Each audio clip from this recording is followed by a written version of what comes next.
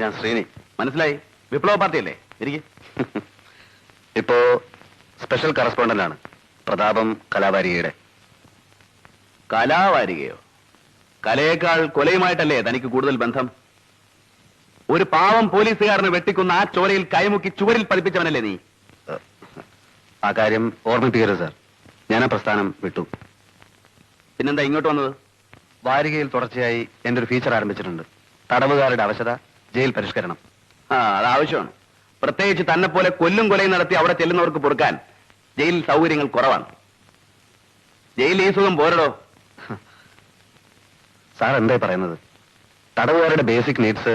മുഴുപ്പട്ടിനായിട്ട് കോടിക്കണക്കിന് ജനം ജയിലിൽ പുറത്തുണ്ടോ? വയറു നിറച്ച ആഹാരം, കിടന്നുറങ്ങാൻ ഉറപ്പുള്ള കെട്ടിടം, കറണ്ട്, റേഡിയോ, പിന്നെ എന്തൊക്കെ വേണം ജയിലില്? സെല്ലിൽ AC വേണോ? TV വേണോ? ചൈനീസ് ഫുഡ് വേണോ? നമ്മൾ തർക്കിക്കണ്ട. ഞാൻ വന്നത് മറ്റൊരു കാര്യത്തിനാണ്. പറയണം.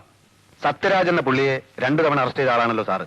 ആ പുള്ളിയെ കുറിച്ച് എനിക്ക് ചില കാര്യങ്ങൾ അറിയണം. ദിവസവും പത്രങ്ങളിൽ അടിച്ചു വരുന്നുണ്ടല്ലോ അവൻ ചെയ്ത കൊലയും വീരസാഹസങ്ങളും ഒക്കെ. നാട്ടുകാരുടെ ഹീറോ ഇപ്പൊ സത്യരാജല്ലേ? കറക്റ്റ്. എന്റെ അറ്റംപ്റ്റ് ന്യൂസ് കോളത്തിനല്ല, പുസ്തക രൂപത്തിൽ അവന്റെ life, I mean A biography.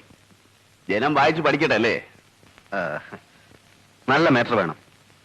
അതിന് സാറിന്റെ ഒരു സഹായം പിന്നീടോ. കൊള്ളയും കൊലയും ബലാത്സംഗവും നടത്തി ജീവിച്ച ഒരു നാരിയുടെ രോമം മടിക്കാൻ തനിക്ക് ഞാൻ കത്തി വെച്ചിരുന്നു. അല്ല, ഇയാൾ ചൂടാവാ പട്ടി. മിസ്റ്റർ ഒരു പത്രപ്രവർത്തകൻ അപമാനിച്ചു. നീ എന്തോ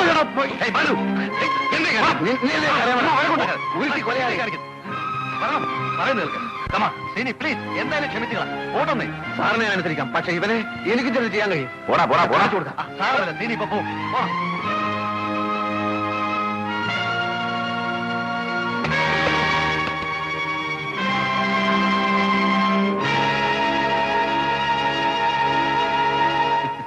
എന്തിനാടോ ആ പാവത്തിന്? തനിക്ക് വേറെ ഇരയൊന്നും കിട്ടിയില്ലേ? എനിക്ക് മറ്റേ വർത്താൻ പറയത്. പാവം കൊള്ള റാസ്കൽ വന്നിരിക്കുന്നു. Indian jails where money open store. വായിച്ചില്ലേ? ഈ ജയിലിന്റെ വാതിൽ തുറക്കാൻ പണം വേണം. എന്റെ ജീവചരിത്രം തന്റെ നക്കാപ്പിച്ച പത്രത്തിൽ വന്നാൽ അത് കിട്ടില്ല. സാറിനെ കാണാൻ വക്കീൽ വന്നിരിക്കുന്നു. എടോ, ഇവൻ ആ കുട്ടനെ കാണിച്ചു കൊടുക്കും. വരൂ.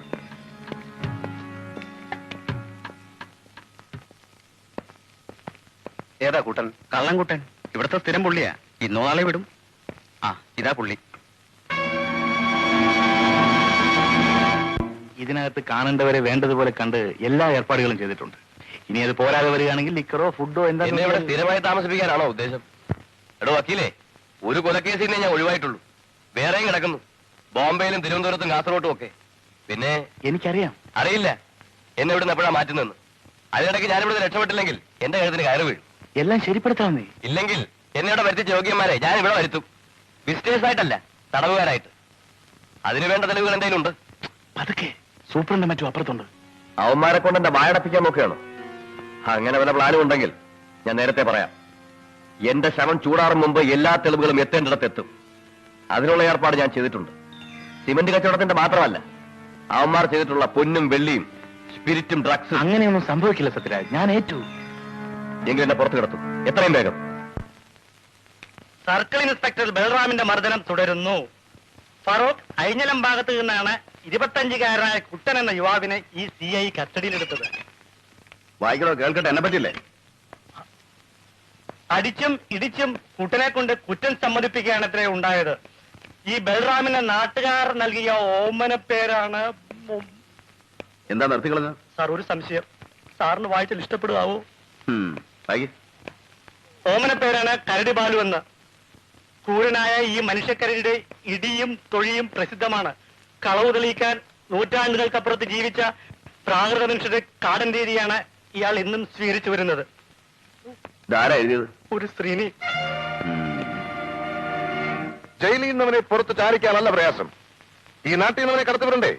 കഴിഞ്ഞ തവണ പറ്റിയ അബദ്ധം ഓർമ്മയുണ്ടല്ലോ. ഇനിയും താമസിച്ച കുഴപ്പമാണ്. മറ്റു കേസുകളിൽ നിന്ന് സത്യരാജനെ രക്ഷപ്പെടുത്താൻ നമുക്ക് കഴിയില്ല. ബോംബെക്കോ മറ്റോ കൊണ്ടുപോയാൽ പിന്നെ അപ്പൊ എന്ത് ചെയ്യും വിൻസെന്റ്? അവനെ ഉടനെ ജയിലിൽ നിന്ന് പുറത്ത് കാണിക്കണം. ബാക്കി കാര്യങ്ങൾ നമുക്ക് പിന്നെ ആലോചിക്കാവുന്നേ. ആദ്യം അത് ആലോചിക്കണം മിസ്റ്റർ. പുറത്തു വന്നാൽ ഉടനെ അവനെ പുറം രാജ്യത്തേക്ക് അയക്കാൻ ഒക്കുമോ? ഷിപ്പിലായാലും പ്ലെയിനിലായാലും സൂക്ഷിച്ചു വേണം ചെയ്യാൻ. പ്രോപ്പറായി പ്ലാൻ ചെയ്യാതെ പറ്റില്ല. അതുവരെ സത്യരാജൻ എവിടെ താമസിപ്പിക്കും? അതെനിക്കറിയില്ല. നിങ്ങൾ എങ്ങനെ ഒഴിഞ്ഞു മാറരുത് മിസ്റ്റർ ജയചന്ദ്രൻ. നമുക്കിടയിൽ വക്കീലും കക്ഷിയും തമ്മിലുള്ള ബന്ധം മാത്രമാണ് ഉള്ളത്. ആണോ? പോലീസിന്റെ കണ്ണിൽപ്പെടാത്ത ഒരിടം കണ്ടുപിടിക്കും. മറ്റുള്ളവർക്കോ സംശയം തോന്നാത്ത ഒരു സ്ഥലം.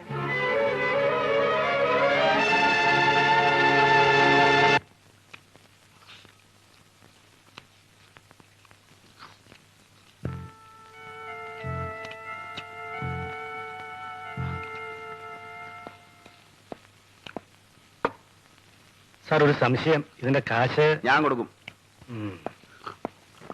ആ, മുഴുവൻ കഴിക്കേ. ഇനി വയ്യ സാർ. ആ, എന്നാ എനിക്ക് കാര്യം പറയാം. മിസ്റ്റർ കുട്ടൻ എന്നാ ജയിലിൽ നിന്ന് ഇറങ്ങിയത്? ഇന്നലെ ഇയാളുടെ വീട്ടിൽ ഇന്നലെ കളവ് നടന്നിരിക്കുന്നു. ഒരു ക്യാമറയും പിന്നത്തെ കളവ് എന്റെ വാച്ച്, ടേപ്പ് റെക്കോർഡറും, പിന്നെ അതെ. മിസ്റ്റർ കുട്ടൻ, നിങ്ങൾ ഇന്നലെ അവിടെ ജയിലനുഭവം പറയാൻ പോയിരുന്നു. സാർ, പക്ഷെ ഞാനൊന്നും കട്ടില്ല. പൊന്നുകുട്ടാ, സത്യം പറയും. സത്യമാണ് സാർ, എന്താ ഭഗവതിയാണ് സത്യം. ശ്രീനി, ഇതിലും വലിയൊരു സത്യം ഇനി വേറെ ഇല്ല. ആ, താൻ പോയി കൈ കഴുകിയിട്ട് വാ. സാർ, ഇവനാണ് കട്ടതെന്ന് എനിക്ക് ഉറപ്പുണ്ട്. ഞങ്ങൾക്കും ഉറപ്പുണ്ട്. അതുപോലല്ലോ, കുട്ടൻ സമ്മതിക്കണ്ടേ? നിങ്ങൾ കണ്ടിരിക്കുകയല്ലേ, ഞാൻ അവന് ബിരിയാണി വാങ്ങിച്ചു കൊടുത്തു, ചായയും സിഗരറ്റും കൊടുത്ത് സൽക്കരിച്ചു, താണുകയാണ് ചോദിച്ചു, എന്നിട്ടും പറഞ്ഞില്ല. പിന്നെ സത്യം തെളിയിക്കാൻ ഞങ്ങൾക്കൊരു മുറയുണ്ട്. പക്ഷേ അതെടുത്താ നിങ്ങളെപ്പോലുള്ള പത്രക്കാർ എഴുതില്ലേ തെളി അല്ലോ? സാർ, എന്തായാലും എനിക്ക് എന്റെ ക്യാമറ കിട്ടണം. പല പല സെന്റിമെന്റ്സ് ഉള്ള. അത് ശരി. കുട്ടൻ വരൂ. കുട്ടൻ ഇന്നലെ മോട്ടിച്ച സാധനങ്ങളൊക്കെ എന്ത് ചെയ്തു? ഏത് സാറും പറയണം, അത് ആർക്ക് വിറ്റു? ഞാൻ ചത്തുപോകും. നീ പറ, എന്ത് ചെയ്തത്? ചാച്ചുപോലെ പഠിക്കാൻ അയച്ചോ? കക്കൂസിന് വലിയൊരു പൈപ്പിൽ വെച്ച് ബാക്കി പാത്തോട്ട് പള്ളിപ്പറമ്പിൽ കുഴിച്ചിട്ട് സാർ. അവിടെ മയ്യത്ത് വെക്കാൻ തന്നെ സ്ഥലമില്ല. അപ്പോഴാണ് നിന്റെ കളവ് മുതലും. ആ, താനും വയ്ക്കോ. മേലിൽ പോലീസുകാരെ പറ്റി പോക്കിരത്തിൽ എഴുതിയ തന്റെ എല്ലിനെ ഓടിക്കും. സാർ, ഇറങ്ങിപ്പോ.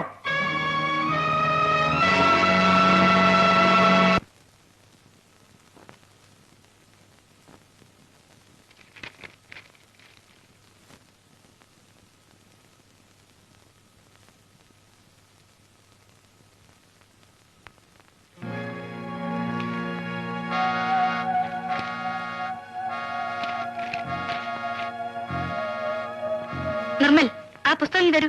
എന്നിട്ട് എഴുതാൻ ടീച്ചർ പറഞ്ഞു തരൂ. കുട്ടി, ഞാൻ പറയുന്ന അനുസരിക്കൂ, ഇല്ലെങ്കിൽ എനിക്ക് റിപ്പോർട്ട് ചെയ്യേണ്ടി വരും. പോട്ടെ മോളെ, ഒന്ന് അടങ്ങ്. എന്താ താൻ പറഞ്ഞത്? വൃത്തിയോട് കാണിച്ച നിന്റെ മുഖത്ത് ഞാൻ ആസിഡ് ഒഴിക്കും. You dirty pig.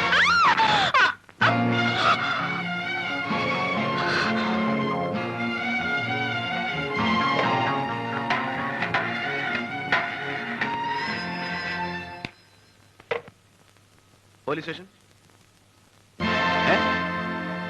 ഏത് കോളേജില്? വകുപ്പ് ഏതായാലും റഷീദ് പേടിക്കണ്ട. കേസിന്റെ കാര്യം ഞാൻ ഏറ്റുന്നേ. അതിന് മന്ത്രി ഡൽഹിയിൽ പോയിരിക്കല്ലേ? വരട്ടെ. വേണ്ട വേണ്ട, പുള്ളിക്കാരൻ പ്രൈം മിനിസ്റ്ററെ കണ്ടേച്ച് ഉടനെ എന്നെ ഇങ്ങോട്ട് വിളിക്കും. ആ, ഓക്കെ. ആ, സിറ്റിയിൽ മിനിഞ്ഞാന്ന് ചാർജ് എടുത്തു അല്ലേ? തൊട്ടടുത്ത വീടായിട്ടും ഇതുവരെ നിങ്ങൾ കയറിയില്ലല്ലോ. ആയിരിക്കേ? വേണ്ട. അത് കൊള്ളാം. നിങ്ങളുടെ ഹോം മിനിസ്റ്ററും ഇതുപോലെയാ. ആള് മന്ത്രിയൊക്കെ ആണെങ്കിലും എന്റെ മുമ്പിൽ ഇരിക്കാൻ മടിയാ. അല്ല, കാര്യമുണ്ട്. അവന് രാഷ്ട്രീയത്തിൽ ഇറക്കിയതും പൊക്കിയതും ഒക്കെ ഞാനാ. അതിരിക്കട്ടെ, കുടിക്കാൻ എന്താ എടുക്കേണ്ടത്? കാപ്പിയോ ചായയോ അല്ലെങ്കിൽ? ഒന്നും വേണ്ട. അത് പറ്റില്ല. ആദ്യമായിട്ട് എന്നെ കാണാൻ വന്നിട്ട്. അത് ഞാൻ നിങ്ങളെ കാണാൻ വന്നതല്ല. പിന്നെ മകനെ കാര്യം വിളിക്ക്, പറയാം. നിമ്മേ, മോനെ നിമ്മേ.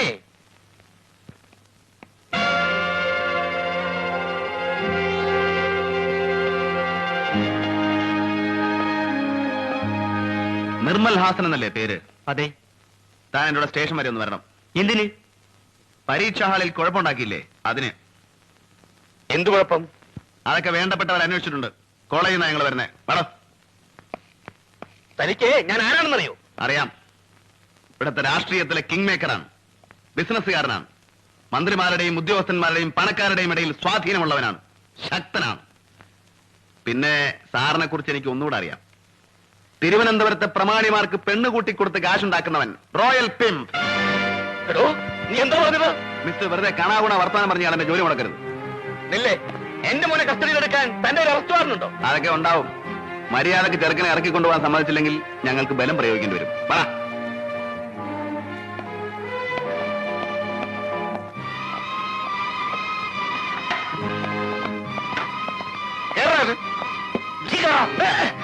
ബീച്ച് വഴി വിടാൻ പറ. സാർ ഒരു സംശയം, എളുപ്പം സ്റ്റേഡിയം വഴിയല്ലേ? താൻ പറഞ്ഞത് എഴുതാ മതി.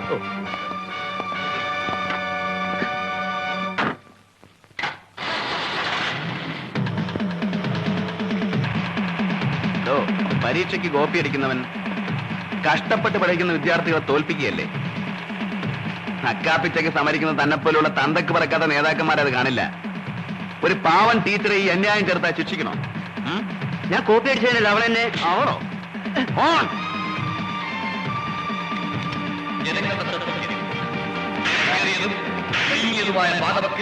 ആരും കൂട്ടം കൂടി നിൽക്കുവാനോ മറ്റു വാഹനങ്ങൾ പാർക്ക് ചെയ്യുവാനോ പാടുള്ളതല്ല. ജനങ്ങൾ റോഡരികിൽ സ്ഥാപിച്ചിട്ടുള്ള ആളുകൾ കൂട്ടം കൂട്ടമായി നിൽക്കരുത്. ആ ഓട്ടോറിക്ഷ മാറ്റണം. KRD അവിടുത്തെ മാറ്റണം. നിങ്ങളുടെ സുരക്ഷിതത്വമാണ് ഞങ്ങളുടെ സേവന ലക്ഷ്യം. അതിനായി പൂർണ്ണമായും ഞങ്ങൾക്ക് സഹകരിക്കുക. വാഹനങ്ങളുടെ പ്രത്യേക ശ്രദ്ധയ്ക്ക്. വാഹനങ്ങൾ പരസ്പരം ആളുകൾ വലത് ഭാഗത്തൂടെ നടക്കണം. ലോറി അവിടുത്തെ മാറ്റണം. ടീച്ചറുടെ മുഖത്ത് നീ ആസിഡ് ഒഴിക്കോടാ. ഇല്ല സർ, ഞാൻ പറയുന്നത് ടീച്ചറെ കൈ കീറി മുറിക്കോടാ. ഇല്ല സർ, ചെയ്യില്ല. ഞങ്ങൾ നിന്നെ ഇടിച്ച് നീ ആരോടെങ്കിലും പറഞ്ഞു തന്നിട്ട് നാവിയാൻ പിഴർത്തോളി. മനസ്സിലായോ? വാഹനങ്ങളുടെ മുൻവശത്തും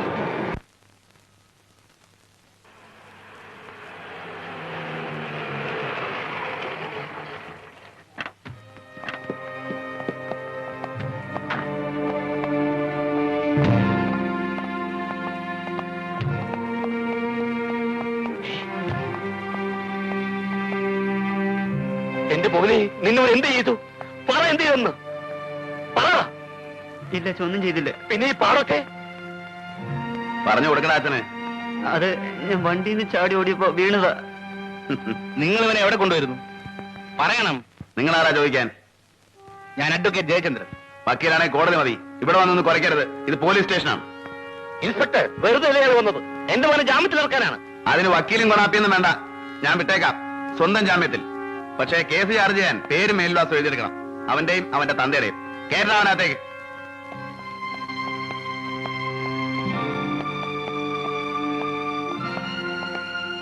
സാറിനോട് കോളുണ്ട്. ഞാനിവിടെ ഇല്ലെന്ന് പറ. തിരുവനന്തപുരത്ത് നിന്നാ. അറിയാം മിസ്റ്റർ. വലിയവന്റെ മക്കളെ പിടിച്ചാൽ തിരുവനന്തപുരത്ത് നിന്ന് വിളിക്കൂ. പറഞ്ഞേരി വിട്ടെന്ന്.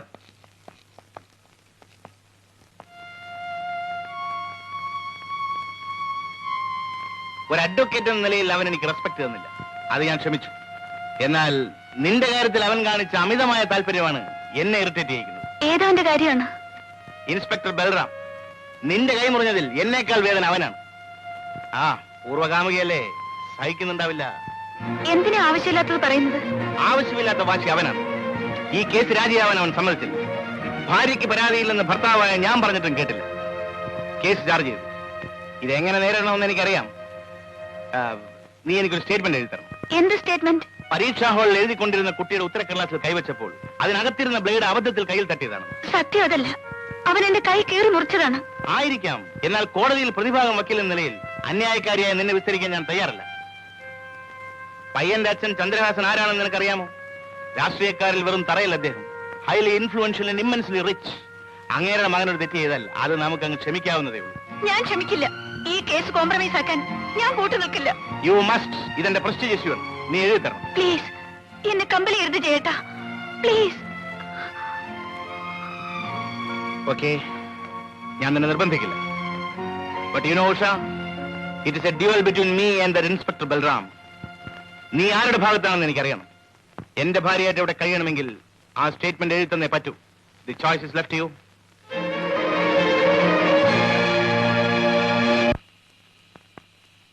അകത്തുണ്ട്, വിളിക്കാം. ആരാത്? ഇത് വേറെ കിട്ടിയ.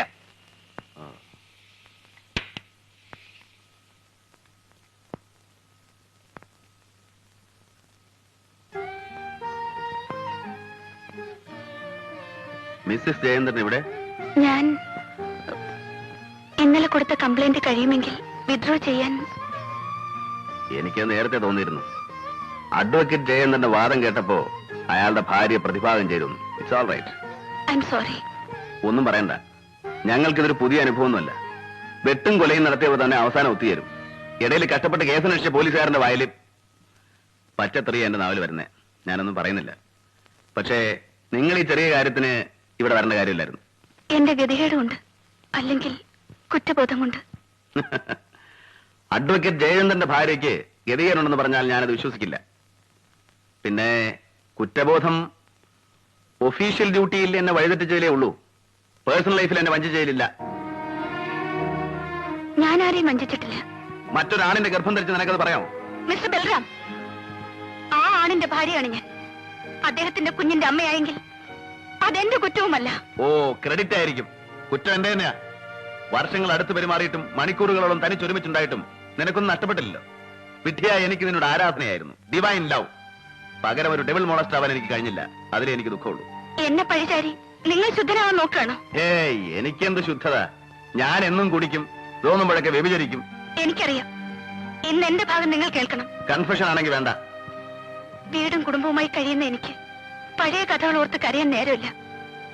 അന്ന് എന്റെ അച്ഛനും നിങ്ങളും തമ്മിലുണ്ടായ വഴക്കിൽ ഞാൻ മാറി നിന്നത് ഒരു പാവം ചേരാൻ പറ്റാത്തത് കൊണ്ടാ. പിന്നീട് അച്ഛനെ കൊണ്ട് സമ്മതിപ്പിക്കാമെന്നാണ് ഞാൻ കരുതിയത്. അതിൽ തോറ്റപ്പോൾ വീടുപേക്ഷിച്ച് ഇറങ്ങി തിരിച്ചവളാ ഞാൻ. നിങ്ങളെ അന്വേഷിച്ച് പലരും പലതും പറഞ്ഞു കേട്ടു. ഞാൻ വിശ്വസിച്ചില്ല. ഒടുവിൽ ഞാൻ കണ്ടത് എവിടെ വെച്ചാണെന്നറിയാലോ.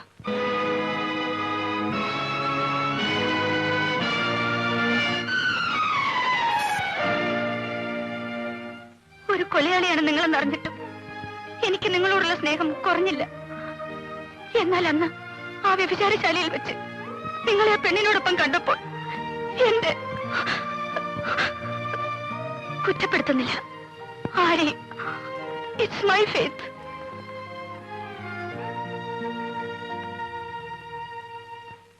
ഉഷേ, ഉഷേ, നീ കോളേജിൽ ജോലി റിസൈൻ ചെയ്തു?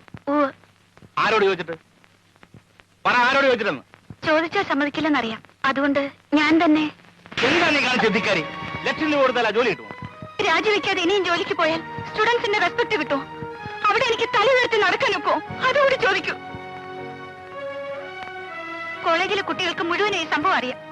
സ്റ്റാഫിൽ പലരുടെയും മുന്നിൽ വെച്ചാണ് പ്രിൻസിപ്പൽ ഞാൻ പരാതി എഴുതി കൊടുത്തത്. അതിനെതിരായി നിങ്ങൾ എന്നെ കൊണ്ട് പറയിച്ചു, സ്റ്റേറ്റ്മെന്റ് എഴുതി വാങ്ങിച്ചു. ഞാൻ ഇനി എങ്ങനെ അവരെ ഫേസ് ചെയ്യും? എന്നെ അപമാനിച്ച കുട്ടിയെ ക്ലാസ്സിൽ എത്തിക്കൊണ്ട് എനിക്ക് പഠിപ്പിക്കാൻ കഴിയില്ല.